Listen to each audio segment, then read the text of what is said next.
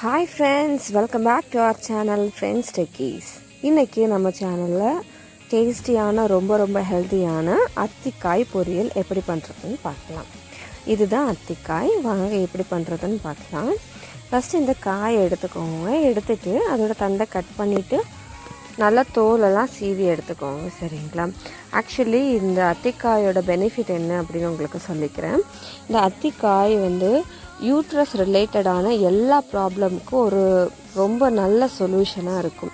அதே மாதிரி மேரேஜ் ஆகி குழந்த பாக்கியம் டிலே ஆகிறவங்களுக்கு கூட இந்த சாப்பாடில் ரெகுலராக அந்த அத்திக்காய் எடுத்துக்கிட்டாங்க அப்படின்னா கண்டிப்பாக நல்ல பெனிஃபிட் இருக்குது, நல்ல ரிசல்ட் கிடைக்கும்.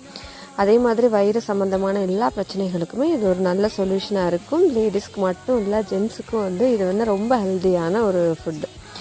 ஸோ வாங்க எப்படி பண்ணுறதுன்னு பார்க்கலாம். அதே மாதிரி எல்லா காயும் தோல் சீவி வச்சுக்கோங்க. இதுக்கு நம்ம என்ன எடுத்துருக்கோம் அப்படின்னா தேங்காவை சீரகம் தேங்காய் சேர்த்து அரைச்சி வச்சுருக்கேன். ரொம்ப ஃபைன் பேஸ்ட்டாக வேணால் நார்மலாக போதும். அப்புறம் வெங்காயம் கட் பண்ணி வச்சுருக்கேன் சின்னதாக.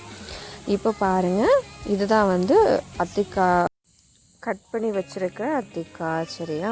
இப்போ நம்ம இதை என்ன பண்ண போகிறோம் அப்படின்னா சீவலில் சீவி எடுத்துக்க போகிறோம். நம்ம இதை சீவி தான் பண்ணணும்னு கிடையாது, சின்னதாக கட் பண்ணி கூட பண்ணிக்கலாம். நம்ம சீவி பண்ணோம்னா நம்ம பொரியல் இன்னும் கொஞ்சம் டேஸ்டியாக இருக்கும். அதனால தான் நம்ம சீவி எடுத்துக்கிறோம். சரியா? என்ன பண்ணுறோன்னா இதே மாதிரி எல்லா காயையுமே நல்லா சீவி எடுத்துக்கோங்க. இப்போது நம்ம எல்லாத்தையும் சீவி வச்சுருக்கோம். உங்களுக்கு எவ்வளோ காய் தேவையோ அந்த அளவு எடுத்துக்கோங்க. இப்போ எப்படி பண்ணுறதுன்னு பார்க்கலாம். கடாயில் ஆயில் ஆட் பண்ணியிருக்கேன். ஆயில் நல்லா காய்ச்சதுக்கப்புறமா கடுகு சேர்க்குறோம். கடுகு உடஞ்சதும் நம்ம கட் பண்ணி வச்சுருக்கிற ஆனியன் அதை ஆட் பண்ணிக்கிறோம். இன்னும் சின்னதாக கட் பண்ணிங்கன்னா இன்னும் டேஸ்டியாக இருக்கும். ஆயில் ஆட் பண்ணிக்கிறோம். ஆயில் ஆட் பண்ணி அந்த ஆனியன் ஆயிலில் நல்லா வதங்கி வர அளவுக்கு நல்லா கிளறி விட்டுக்கோங்க. அப்புறமா நமக்கு சீவி வச்சுருக்கிற அந்த அத்திக்காய் இருக்குல்ல, அதையும் சேர்த்து நல்லா மிக்ஸ் பண்ணி விட்டுட்டு அதில் தேவையான அளவு சால்ட் உப்பு ஆட் பண்ணி கிளறி விட்டுட்டு நம்ம என்ன பண்ண போகிறோம் அப்படின்னா ஒரு மூடி போட்டு 2 நிமிஷத்துக்கு மூடி வைக்க போகிறோம்.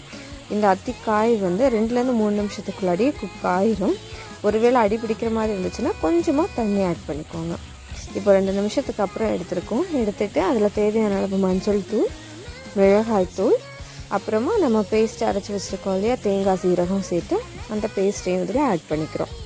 ஆட் பண்ணி நல்லா மிக்ஸ் பண்ணி விட்டுட்டு சால்ட்டு செக் பண்ணுங்கள். உங்களுக்கு சால்ட் ஓகேனா ஓகே, இல்லைனா ஆட் பண்ணிக்கோங்க. திரும்பியும் என்னென்னா ஒரு 2 நிமிஷத்துக்கு மூடி போட்டு வச்சிடலாம். இப்போது 2 நிமிஷம் ஆயிடுச்சு, நல்லா ரெடி ஆயிடுச்சு நம்மளோட அத்தி பொரியல். சர்வ் பண்ணிக்கலாம். நீங்கள் இதை ரைஸ் கூட சாப்பிட்டுக்கலாம். தனியாகவே டேஸ்ட் பண்ணிங்கனாலும் ரொம்ப டேஸ்ட்டாக தான் இருக்கும். இந்த அத்திக்காய் ரொம்ப கிடைக்கிறது கொஞ்சம் ரேராக இருந்தாலும் கிடச்சிது அப்படின்னா கண்டிப்பாக யூஸ் பண்ணுங்கள். ஏன்னா ரொம்ப நல்லது, உடம்புக்கு ரொம்ப நல்லது. நீங்களும் இதை அத்திக்காய் கிடைக்கும்போது ட்ரை பண்ணி பாருங்கள். அதோட ரிசல்ட்டை எங்களுக்கு கமெண்ட்ஸில் சொல்லுங்கள். எங்கள் சேனலுக்கு சப்ஸ்கிரைப் பண்ணுங்கள், லைக் பண்ணுங்கள், ஷேர் பண்ணுங்கள். தேங்க்யூ. Bye bye.